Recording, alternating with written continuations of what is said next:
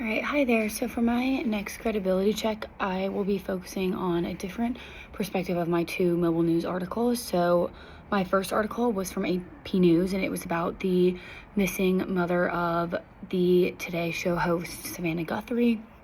And the other one was the New York Times Learning Network article on Black History Month. So this time I'm going to be focusing on photos and visuals and how they impact credibility using ideas from Anthony Adornato's text as well.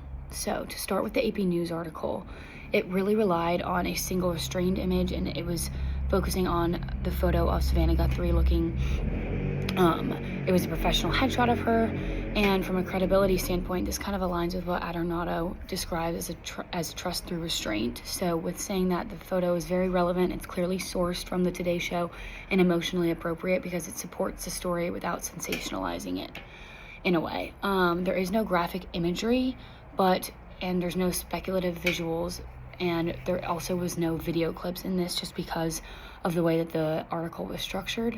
That choice sort of reinforces AP News' reputation for objectivity and verification, which is something that Adornato also emphasizes as core credibility markers for legacy news organizations.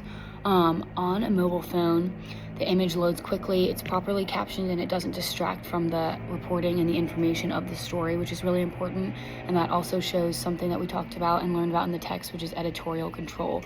And that helps readers trust that the visuals were chosen for accuracy and not just for people to click on them and clickbait. Next up for my New York Times article, it's visual analysis. The Black History Month article uses educational visuals, such as historical photographs and illustrations to tie them together to lesson themes for classrooms, which I thought was really interesting.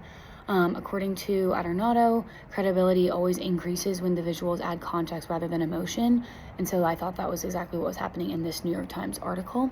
Also, the images are functioning as teaching tools, not attention grabbers, sort of like the first article as well. They relate in that sense. The photos are clearly labeled, they're historically grounded, and they're integrated into the lesson structure as well.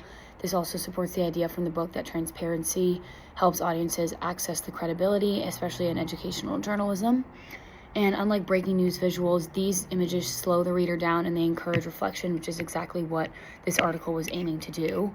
Comparing the two, AP uses visuals to confirm reality in a fast-moving news moment, and the New York Times uses visuals to build understanding and connection with the historical context. So in both of these cases, the outlets do follow his principle from the book that credible visuals should support and not overshadow the journalism.